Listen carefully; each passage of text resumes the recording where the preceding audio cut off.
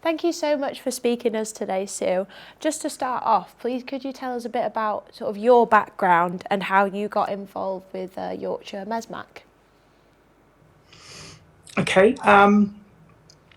Well, I'm a trans woman. I came out in later life, although I first told my mum that I felt that I was a girl when I was 5 years old. So it's been a lifelong journey. And I'd heard about Yorkshire MESMAC because I'd worked and lived in Leeds pretty much all my working life. And so when I came out, I looked for my support groups and found Generate in York, and that was in the Yorkshire MESMAC's offices. And so I got to know a bit more about Yorkshire MESMAC and eventually heard that they were looking for trustees, and I got to know Tom Doyle and eventually asked me whether I wanted to become a trustee. And here I am a few years later, and I'm now the treasurer of Yorkshire MESMAC. So what were your feelings when you heard about the government stance on conversion therapy aimed at trans people? Well, if I step back, I was delighted to hear at first that there was going to be a ban.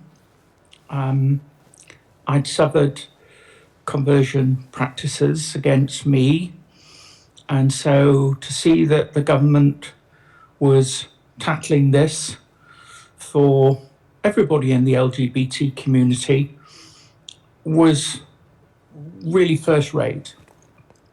And I heard our Prime Minister and others stand up and said that this was an abhorrent practice, which it is.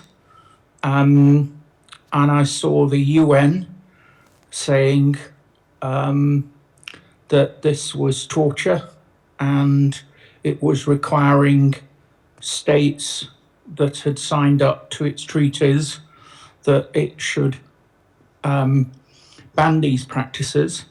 And I was seeing countries around the world doing it. And in the last Queen's speech, there was the promise to ban conversion therapy. So I thought, that's it, it's going to be done. The promise was made, Queen's speech, that's it, it's just a matter of time before it gets done.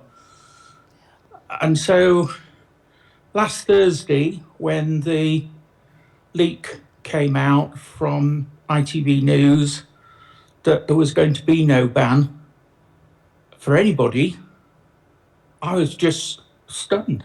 I just couldn't believe what I was hearing. How could this betrayal of vulnerable people happen? How could the continuation of torture happen? And I was on Ian Dale's show talking about it. I think I was on at 9:15. And by 10:10 that evening, there'd been a U-turn. And the U-turn was, yes, we are still going to have the ban, but not including trans people. And I thought to myself, well, how can it be abhorrent for one group of people, but not for another group of people? How can you sanction the continuation of torture for vulnerable adults and children? That's just not right. It's disrespectful. And I've just been reeling ever since that day. And I still cannot understand. It's just, as the Prime Minister said, this is an abhorrent practice and it needs banning, and it needs banning together with what's being euphemistically called gay conversion therapy. And just for anyone that doesn't know what conversion therapy is, if it's all right for me to ask, can we hear a little bit about your personal experience of it? Yes, yes. So let's start with the technical bit. Gay conversion therapy is where you try to cure, change, or suppress someone's sexual orientation or gender identity. And that can range from everything from deliverance prayer to exorcisms to corrective rape to electrodes stuck on your head to all sorts of nasty therapy. You know, we're not talking about some pastoral care.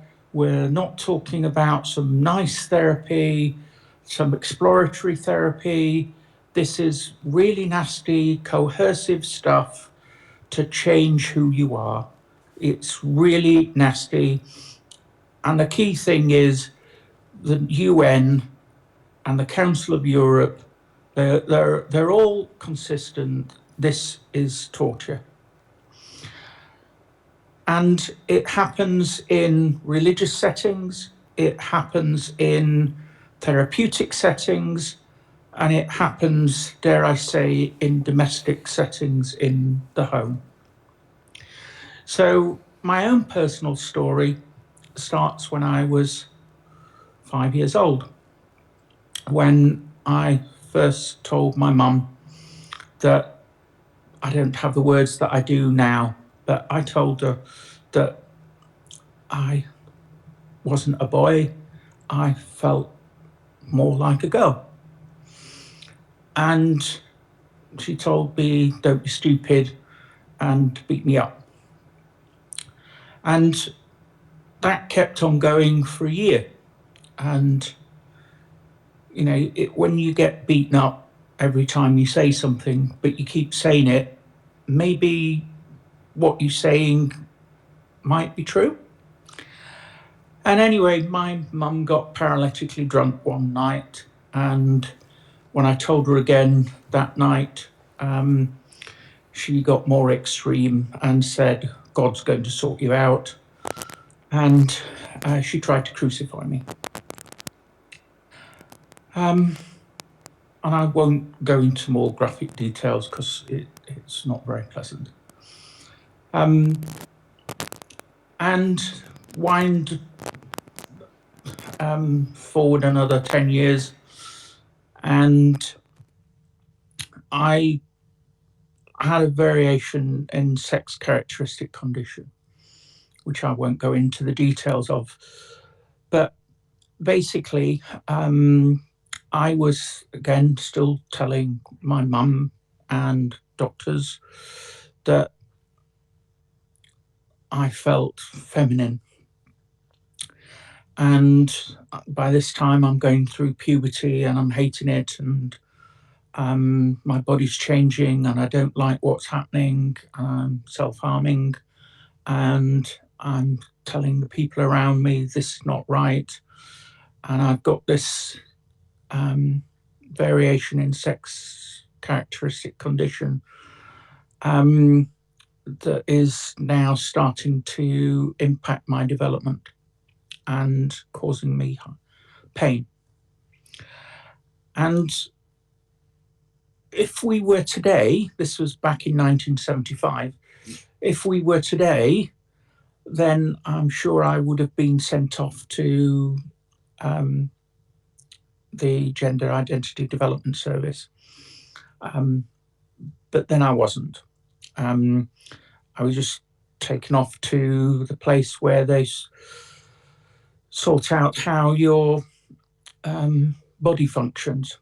And so they operated on me to make me more functionally male. And which is exactly the opposite of what I was wanting and telling them. And so I was then even in more psychological pain. And anyway, I left home shortly thereafter, and started making my own way in the world. And eventually, when I was 20, I went to a therapist. I was determined. I knew exactly what I wanted to do. I was going to have a sex change. Those were the words that you used then. And I went to this guy in Sheffield, and I blanked most of this out, so it's a bit difficult to explain in detail, but essentially he was determined that that's not the right thing for me, that he messed with my head, gave me stuff whilst he was talking to me, and it was just a horrible experience. I went away from that ashamed of who I was, with anxieties. And it's just utterly awful. I felt huge depression, suicidal, and that I was never going to be able to become Sue. And it was just took away my joy, my happiness. And it took me then until I was 54 to try again. And now I've fully aligned all my sex characteristics as best I possibly can. I went off to India to sort that out. And today I'm at peace with myself, and I present myself authentically to the world, and more importantly to myself, and it's beautiful. And all I want for other people is for them to be able to have inner peace, and for not to go through the torture that I went through. And my plea to the government is to get this banned and to stop the conversion practices being allowed, so that nobody, whether they're in any part of the LGBT spectrum, from having torture committed on them. Thank you for sharing that with us.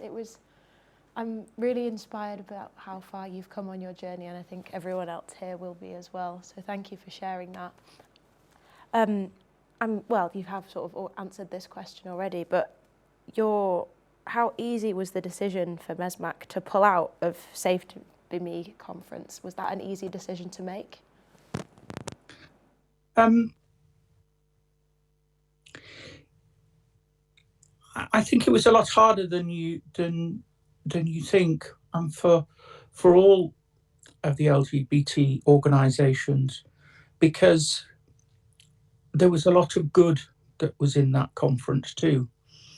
Because the conference was as much focused in on the international situation of bringing countries that have the death penalty for gay people, and trying to bring lots of other parts of the world up to a better place than they are, and to try to bring all communities up to being safe.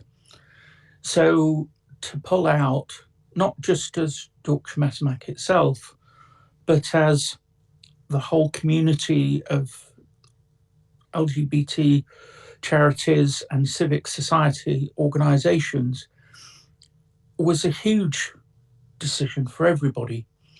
But we stood in solidarity. We stood together as a community, and that is beautiful. Because in solidarity, we show that you can't prize trans people away. And we won't, as a community, be defeated. Because together we stand as one for our human rights and for our future together. Sorry, my mic wasn't up there. Thank you very much for that. That's all we've got time for today, but I'm really grateful that you've spoken with us. Okay.